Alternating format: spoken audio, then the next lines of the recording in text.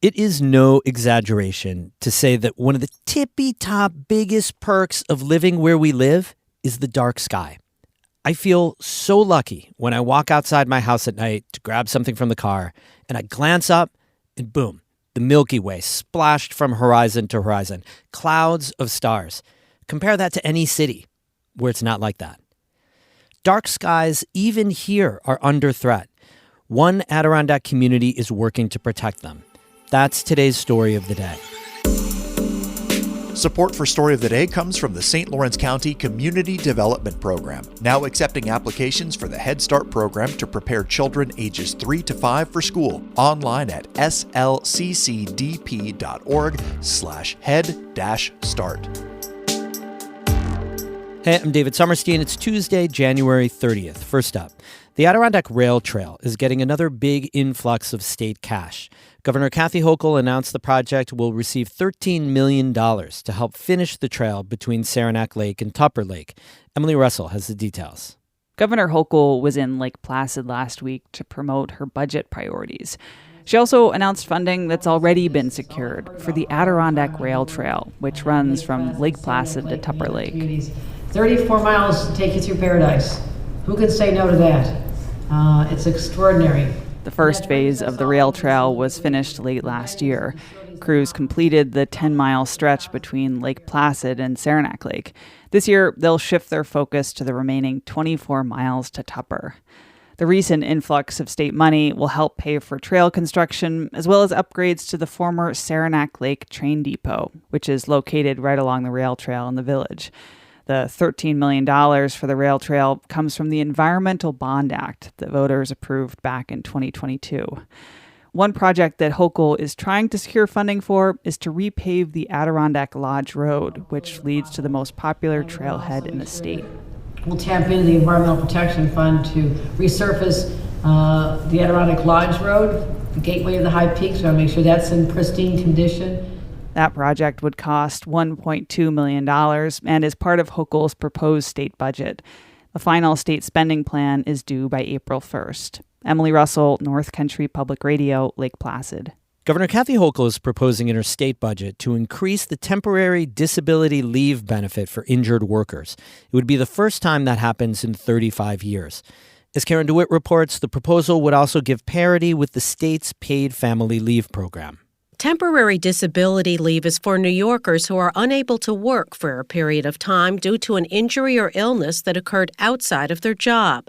The benefit is also eligible for people with pregnancy-related conditions. The maximum amount of money paid to a worker per week has been $170 for 35 years. When taxes and other expenses like Social Security contributions are taken out, the weekly amount is considerably lower. State Senator Jeremy Cooney says that amount is not enough for a household to pay their bills, and it needs to be raised. He's sponsoring legislation to do that. This benefit has not been updated since 1989. I always joke that's when Taylor Swift was born, right? Cooney says he's delighted that Governor Hochul has incorporated many of the bill's provisions into her state budget. Hochul wants to increase the maximum weekly benefits over 5 years and eventually tie it to the statewide average weekly wage. That's currently over $1,700. Cooney says it will be easier to make the change if it's part of the state's multi-billion-dollar spending plan. We're pretty excited that we're seeing this issue become elevated. Cooney says most people aren't aware of how little the benefit pays until they need it. In Albany, I'm Karen DeWitt for the New York Public News Network. Bass fishing tournaments on the St. Lawrence River have generated about $140 million in revenue for the region. That's according to Don Meisner, the director of fishing and tourism for the town of Messina.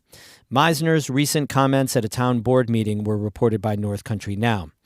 Professional bass fishing tournaments frequently make stops along the St. Lawrence River, a spot that often ranks among the top bass fishing locations in the country.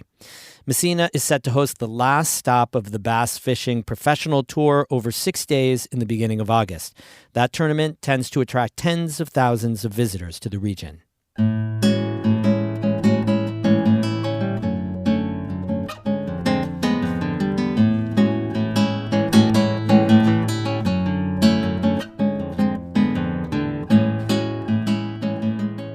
dark skies are becoming increasingly rare.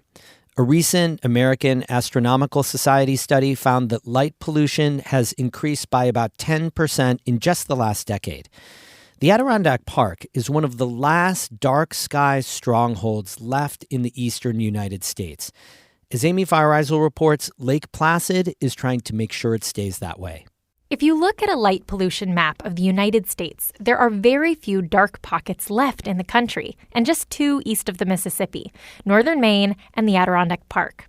To safeguard that resource, Lake Placid's Development Commission created a dark sky committee to look at light pollution issues. John Winkler is the chair of that committee. He says it sent him down a lighting rabbit hole, and it gives him a lot of hope. Unlike air pollution or water pollution, where things build up and then it's really hard to reverse, the best you can kind of hope to do is, get to a leveling off. With light pollution, it's actually super simple to reverse. For example, imagine a parking lot light fixture that floods neighboring houses. All you got to do is put some shielding on that, and you're still lighting up the parking lot, but now you've saved that person's, light trespass issue.